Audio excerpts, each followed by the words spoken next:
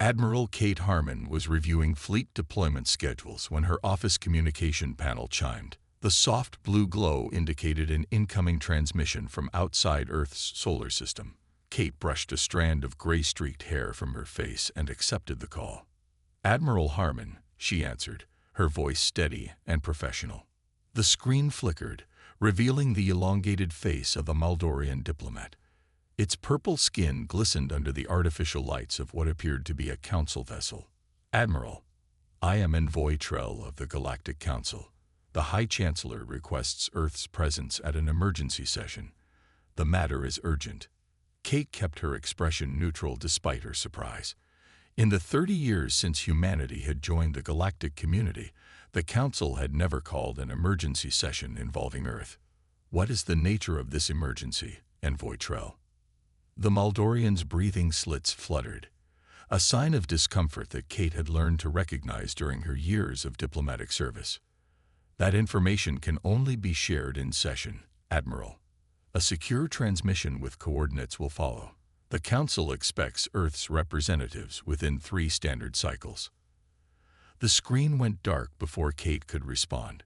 3 cycles meant just under 72 Earth hours. Such short notice was unusual and concerning. Kate stood and walked to the window of her office in the United Earth Defense Headquarters. Below her, the rebuilt city of Washington spread out, its buildings gleaming in the morning sun. 30 years ago, much of it had been destroyed in the first wave of the Proxima attacks. Now it stood as a testament to human resilience. She tapped her communication band. "Get me President Carter. Priority Alpha." While waiting for the connection, Kate pulled up the duty roster. If she was going to represent Earth at a council meeting, she needed a small but effective team. President Alan Carter's face appeared on her screen. His expression grew serious as Kate explained the situation. "You think this is about the mining operations in the Epsilon sector?" he asked. "Possibly. Or our new colony on Kepler 186F.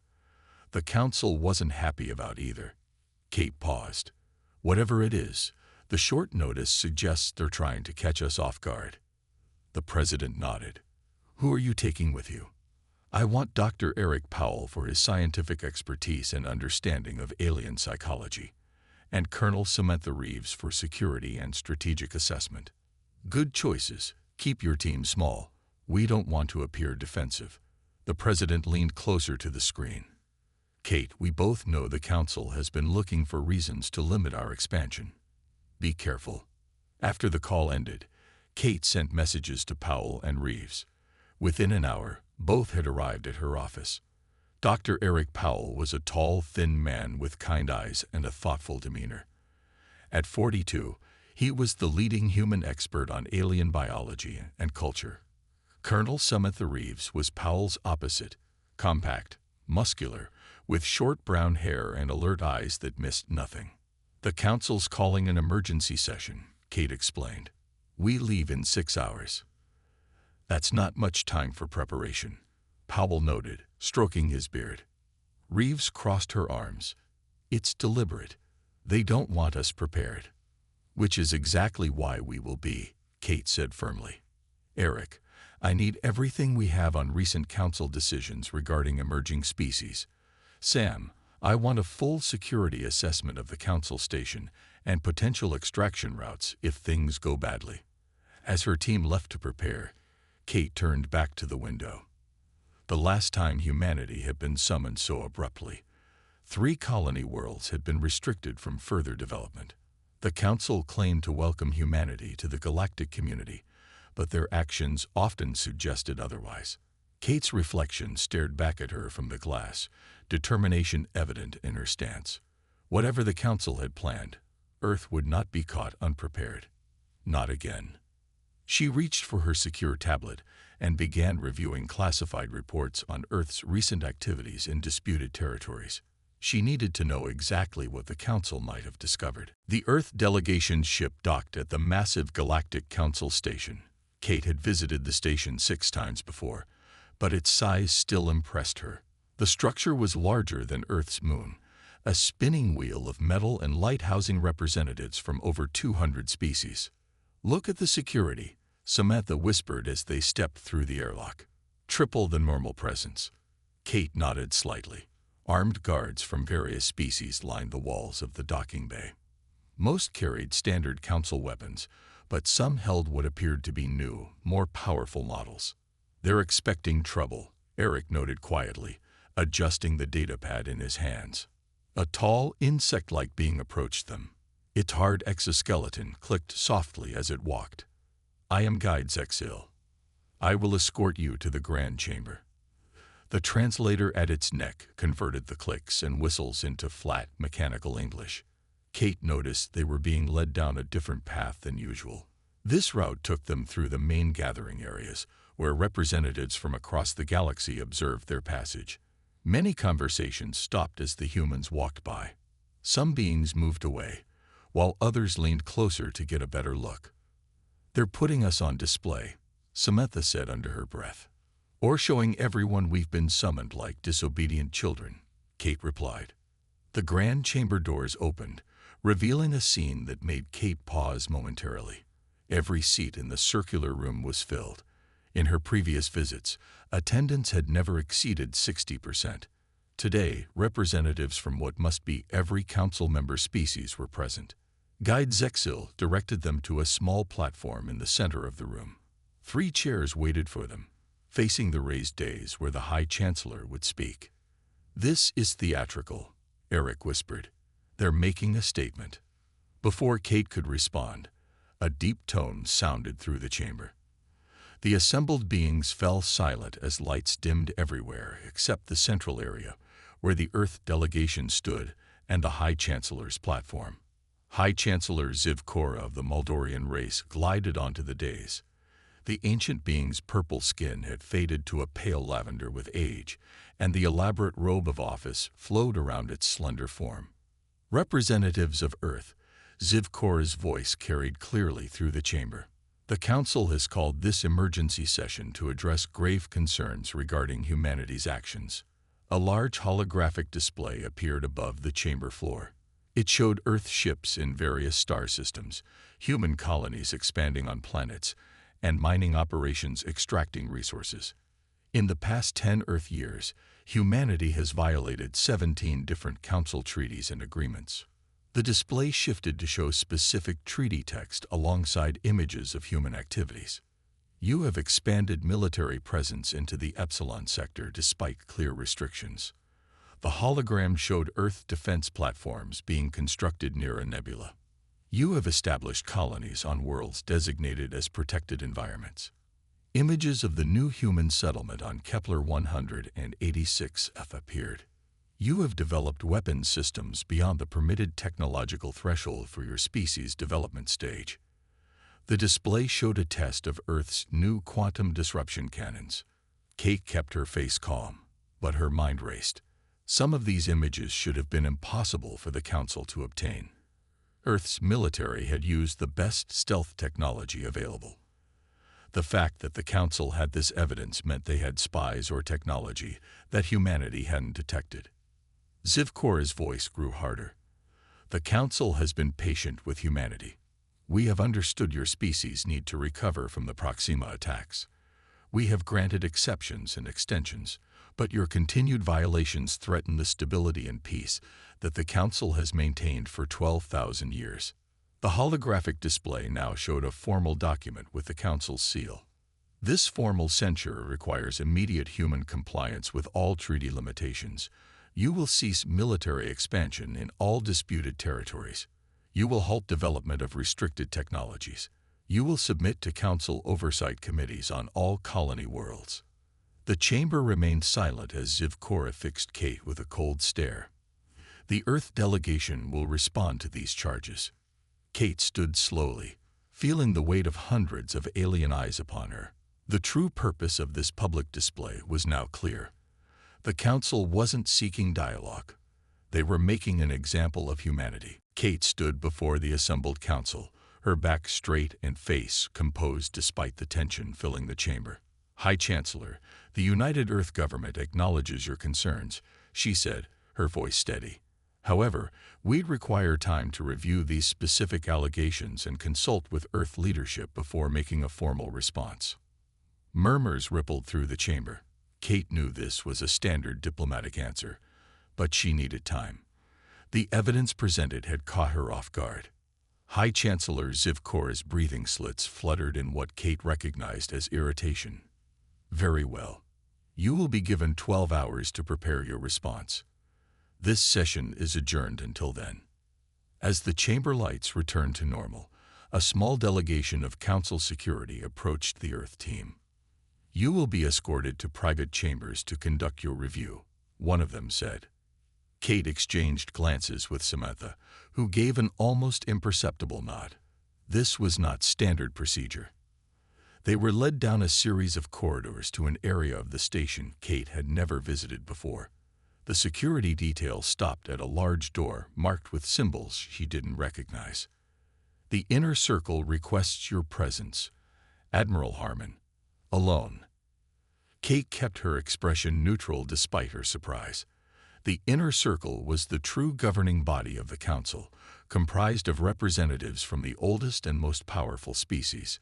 My team comes with me, she stated firmly. After a brief hesitation and communication through an earpiece, the guard nodded. Very well. The door slid open to reveal a small, dimly lit room.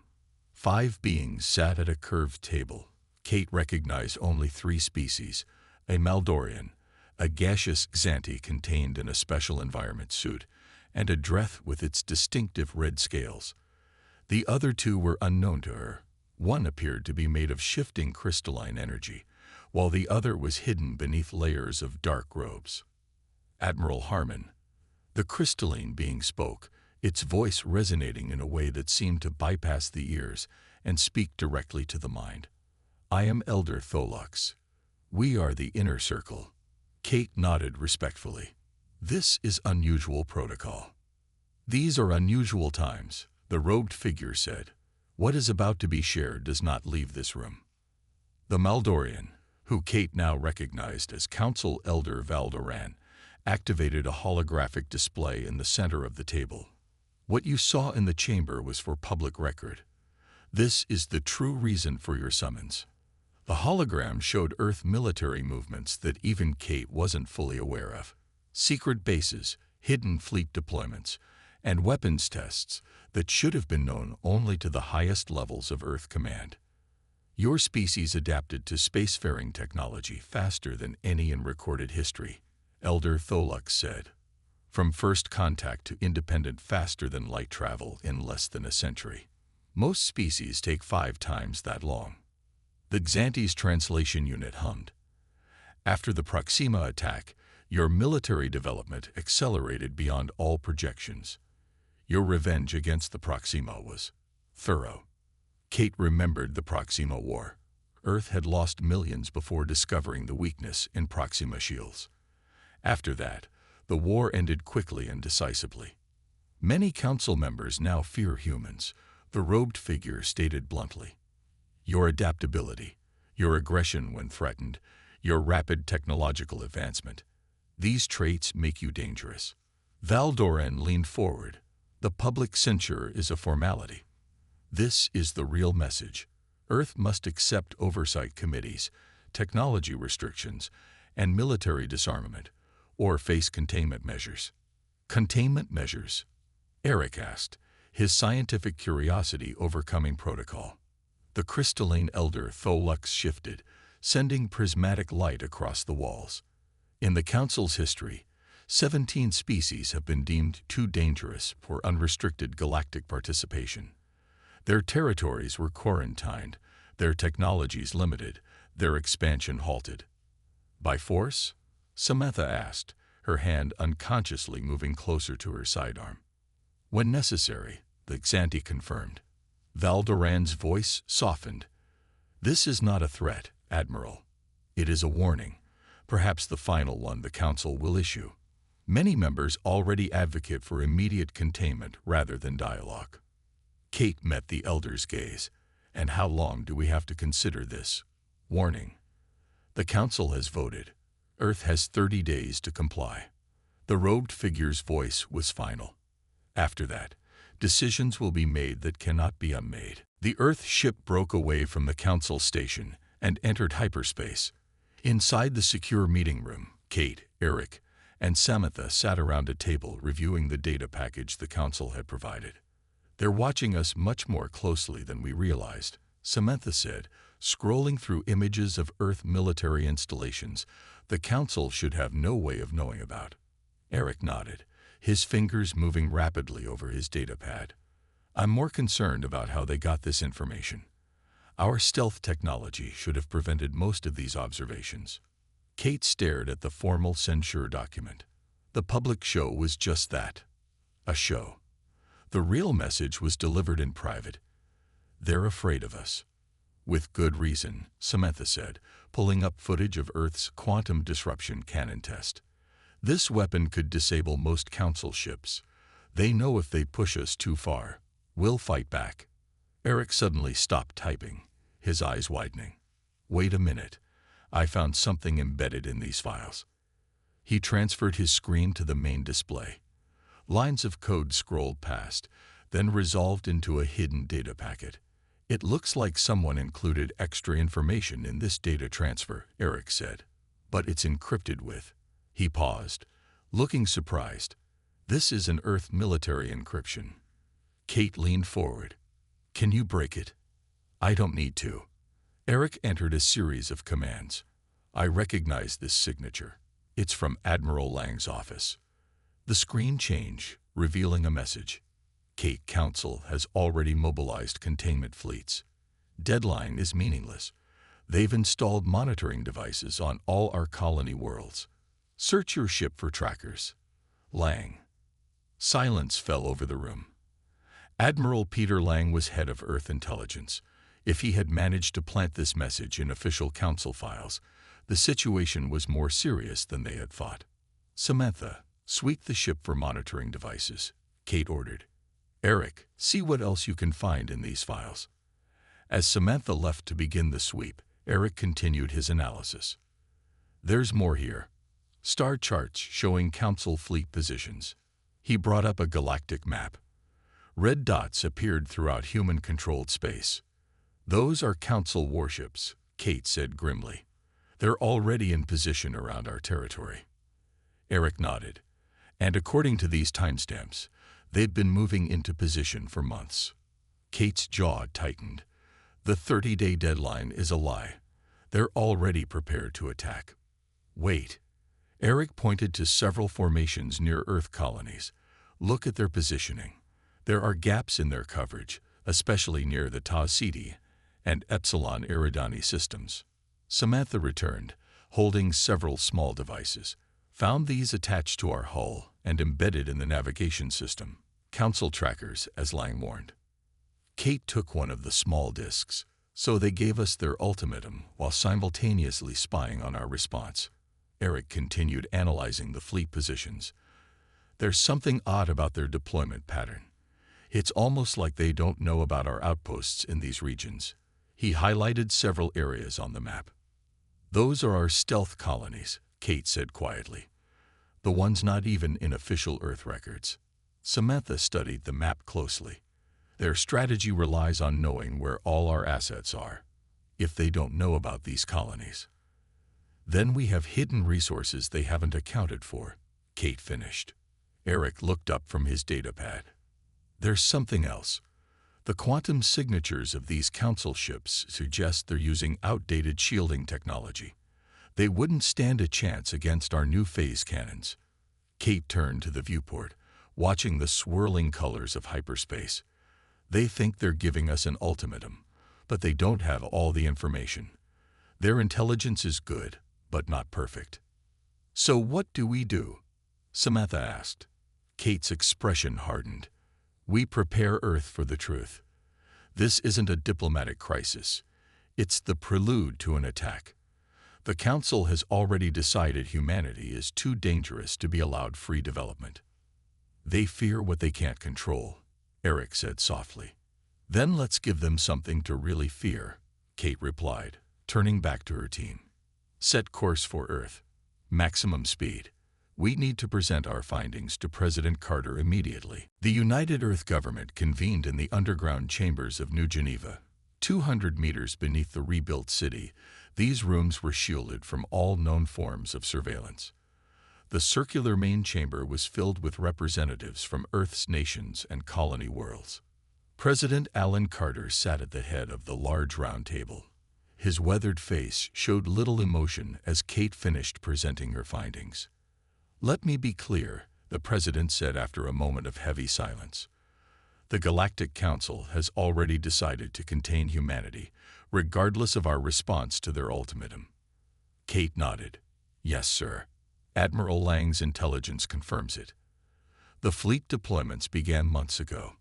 Eric stood and highlighted several areas on the holographic display. "Their vessels are positioned to isolate our major colonies and cut supply lines to Earth. It's a standard blockade formation." Samantha added, "But they've missed our stealth colonies and several key military installations. Their intelligence has gaps we can exploit." The defense minister, a stern woman named Linda Hayes, leaned forward. "What are our options, Admiral Harmon?" Kate took a deep breath. "We have 3 paths. First, we can comply with their demands, submit to oversight, restrict our technology development, and disarm our military." The room filled with murmurs of disagreement. "Second, we can attempt further diplomatic negotiations, try to reach a compromise." President Carter's expression darkened. "And the third option?" "We prepare for conflict," Kate said simply.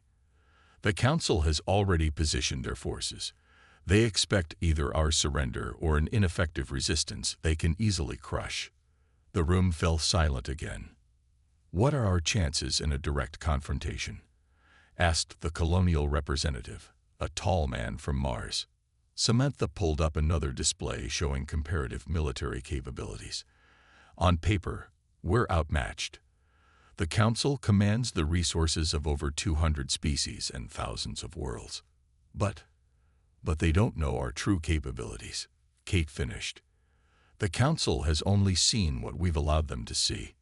Eric pointed to data showing Earth fleet positions. "Our newest ships and weapons systems have been developed in complete secrecy. The quantum phase technology alone gives us a significant advantage." President Carter stood slowly, his eyes moving from face to face around the table. "For 30 years, since the Proxima War, humanity has prepared for this day. We knew that joining the galactic community would eventually lead to this crossroads." He walked to the center of the room, his voice growing stronger. "When we first encountered alien life, we were naive. We nearly paid with our existence. Since then, every administration has maintained and expanded Protocol Frost." Kate watched as the president activated a secure terminal. A new holographic display appeared, showing military installations and fleet positions the Council knew nothing about. Protocol Frost was created for one purpose: to ensure that humanity would never again be caught unprepared. The president explained. "Hidden shipyards, stealth research facilities, secret alliances with smaller species who also fear Council control." He looked up at the assembled leaders. "The question before us is not whether we can fight, but whether we should." The room erupted in debate. Some argued for compliance to buy time. Others insisted on immediate military action. A few still held hope for diplomatic solutions. After nearly an hour of discussion, President Carter raised his hand for silence. "We have heard all perspectives. Now we must decide." He activated a secure voting system. Each representative entered their choice privately. The results appeared on the main display. Kate felt her heart beating faster as she read the numbers. President Carter's face was grim but resolved as he announced, "By a vote of 87%, the United Earth government rejects the Council's ultimatum. We will not surrender our sovereignty or our right to develop as we see fit." He turned to Kate.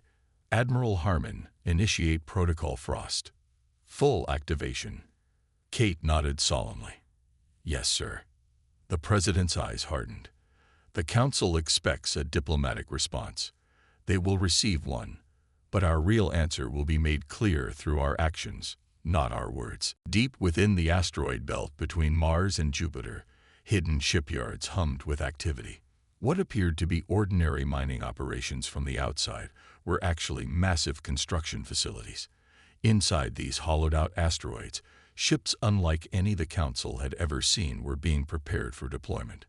Commander Jack Nelson walked along a gantry overlooking the final assembly area for the UES Defiant, Earth's newest warship.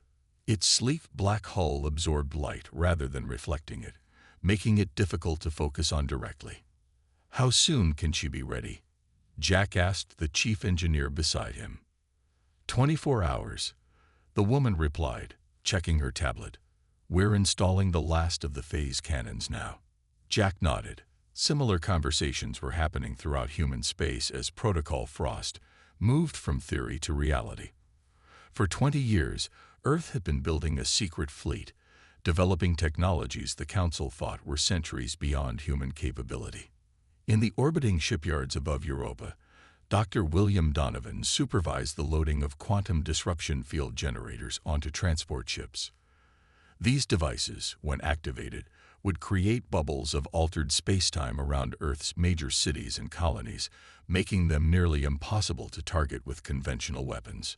"Double-check the calibration on units 7 through 12, he instructed his team. "They need to synchronize perfectly with the planetary network." William had spent 15 years developing this technology. The Council believed humans were still working with basic shield technology, unaware that Earth had moved far beyond such primitive defenses. Meanwhile, in a facility beneath the Arctic ice, General Lisa Ortega reviewed the deployment status of Earth's automated defense platforms. "Status report," she commanded. Her second-in-command, Major Paul Rivera, brought up a holographic display. Platforms 1 through 50 are already in position throughout the solar system, completely undetected. Groups 51 through 100 are moving into position near our colony worlds. All are running silent with full stealth protocols. Lisa studied the display with satisfaction. These platforms were one of humanity's best-kept secrets. Small, nearly undetectable, and armed with weapons that could disable Council ships without destroying them. The Council would never see them coming. At the lunar military base, Admiral Kate Harmon met with the fleet captains who would lead Earth's response if diplomacy failed. "The Council expects us to either surrender or mount a desperate, disorganized defense," she told the assembled officers. "They believe they know our capabilities and have planned accordingly. Their mistake will be our advantage." Captain Ryan Miller raised his hand. "What about the civilian populations on our outer colonies? They're most vulnerable to a first strike." "Evacuation protocols are already underway," Kate answered. "We're calling it a safety drill to avoid panic. Essential personnel will remain to maintain the appearance of normal operations." In orbit around Neptune, the stealth observation post tracked Council ship movements. Lieutenant Susan Chen monitored the incoming data, noting with interest that the Council vessels had not changed position since the ultimatum was delivered. "They're still in standard blockade formation," she reported to her commanding officer. "No indication they're aware of our preparations." Back on Earth, President Carter sat alone in his office, staring at the small communication device that would deliver Earth's official response to the Council. The carefully worded message had been prepared, revealing nothing of humanity's true intentions. The Council had given Earth 30 days to respond, expecting lengthy diplomatic exchanges or perhaps panicked preparations. Instead, humanity had activated contingency plans laid down decades ago. While the Council waited for words, Earth prepared actions. Carter pressed the button that would send the message to his communications team for transmission. It was brief, giving away nothing. "The United Earth Government acknowledges receipt of your communication." He set down the device and looked out his window at the night sky. Somewhere up there, the Council waited, believing they held all the power in this exchange.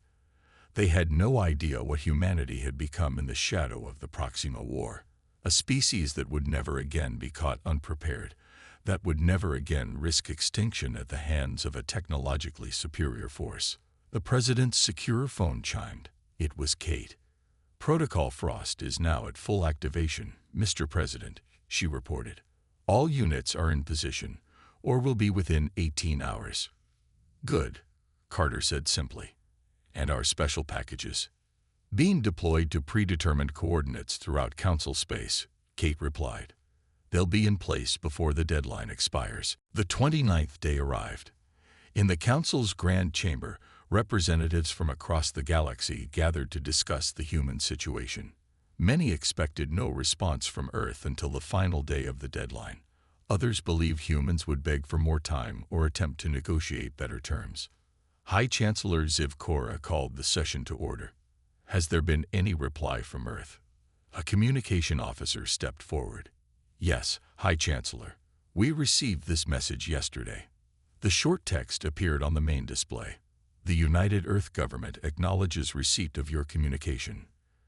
Confused murmurs spread through the chamber. That's all. Elder Valdoran asked. No arguments. No counteroffers. Nothing more, the officer confirmed. Ziv Kora's breathing slits fluttered with concern. What about their fleet movements? Military preparations. The Chief of Security brought up a tactical display. Our monitoring devices show minimal activity. Some civilian transports moving between colonies, but no significant military mobilization. The crystalline Elder Tholux shifted uneasily, sending rainbow patterns across the walls. This is not the reaction I expected. Humans are typically more emotional in their responses. Perhaps they have accepted the inevitability of our demands, suggested a representative from the Dreth Confederation. Or perhaps they are planning something we do not anticipate, countered Valdoran. While the council debated, their attention focused inward. Human stealth vessels moved silently through council space.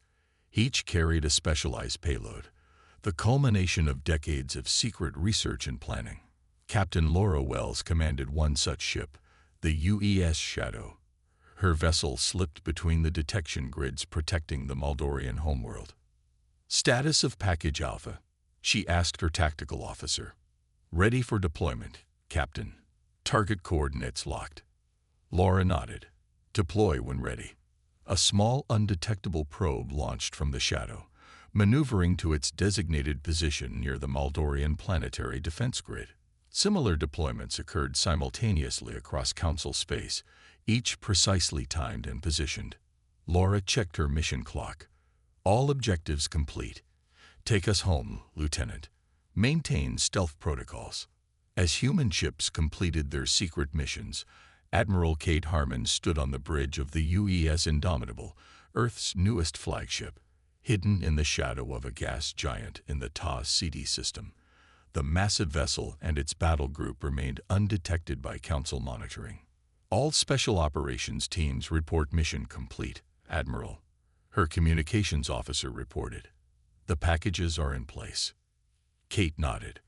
And the quantum communication network? 100% operational. We can activate all packages simultaneously on your command. Kate turned to her second-in-command.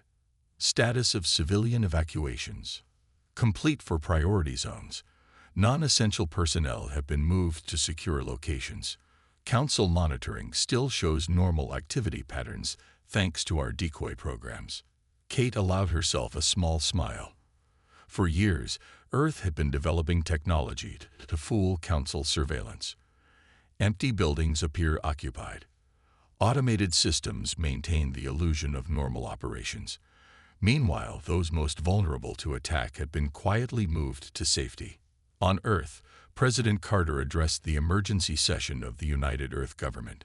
Tomorrow, the Council's deadline expires, he told the assembled leaders. Their fleet remains in position for a containment operation. All evidence suggests they will move against us immediately if we do not submit to their demands. He paused, letting his gaze move across the faces of Earth's representatives. We have completed all preparations under Protocol Frost. Our response to the Council will be delivered by Admiral Harmon at exactly 800 hours tomorrow. It will be brief and to the point. After that, our actions will speak for themselves. A senior representative from the Asian Alliance raised her hand. What if the Council attempts to negotiate at the last minute? The President's expression hardened. The time for negotiation passed when they positioned their fleets around our territory, while pretending to offer us a choice. We will not fire the first shot, but we will demonstrate clearly that attempting to contain humanity would be their gravest mistake. Back on the Council station, an urgent message interrupted the ongoing debate. A junior officer rushed to High Chancellor Ziv Kora, whispering something that made the ancient being's skin pale noticeably. "Are you certain?" Ziv Kora asked sharply. The officer nodded. The High Chancellor turned to the assembled representatives, voice strained. "One of our long-range sensor arrays has detected unusual energy signatures near several of our core worlds. The pattern matches no known technology." Elder Tholux's crystalline form pulsed with alarm. "Could it be human?"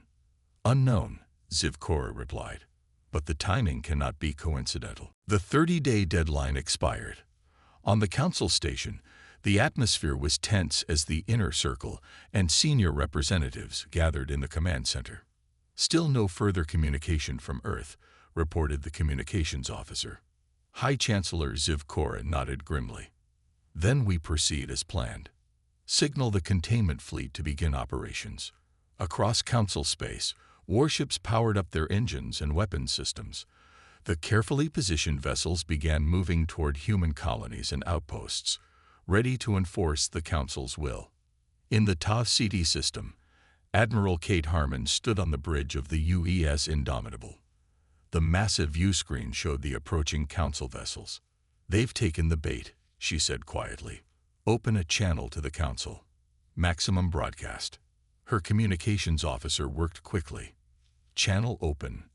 Admiral, you're broadcasting to the entire Council network." Kate straightened her uniform and looked directly at the camera. "This is Admiral Kate Harmon of the United Earth Defense Fleet. I speak for humanity." In the Council command center, Ziv Kora and the others watched the human admiral with surprise. "Your 30-day deadline has expired," Kate continued. "You expected either our surrender or a futile resistance. You will receive neither." She nodded to someone off-screen. "Instead, I offer you this demonstration." The view screen in the Council command center suddenly split into multiple feeds, showing various locations throughout Council space.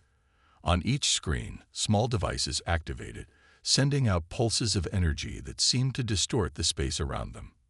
"What are those?" Elder Valdoran demanded. Before anyone could answer, every alarm in the command center began blaring. The tactical display showed thousands of new signatures appearing simultaneously throughout Council space, emerging from what appeared to be small tears in the fabric of reality. Kate's voice continued calmly.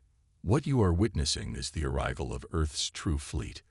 The vessels you've been monitoring these past years represent less than 20% of our actual military capability." On screens across the galaxy, Council observers watched in stunned silence as sleek black ships emerged from quantum space directly behind their containment fleet. The human vessels were unlike any the Council had ever documented, larger, more advanced, and far more numerous than intelligence had indicated. "How is this possible?" Ziv Kora whispered. "Our intelligence was exactly what we wanted you to see," Kate finished, as if hearing the question. "While you studied what we showed you, we built what we kept hidden." The tactical officer in the Council command center looked up from his console, his voice shaking. "High Chancellor, we're detecting human vessels in position near every major Council world. They appeared simultaneously, bypassing all our detection grids."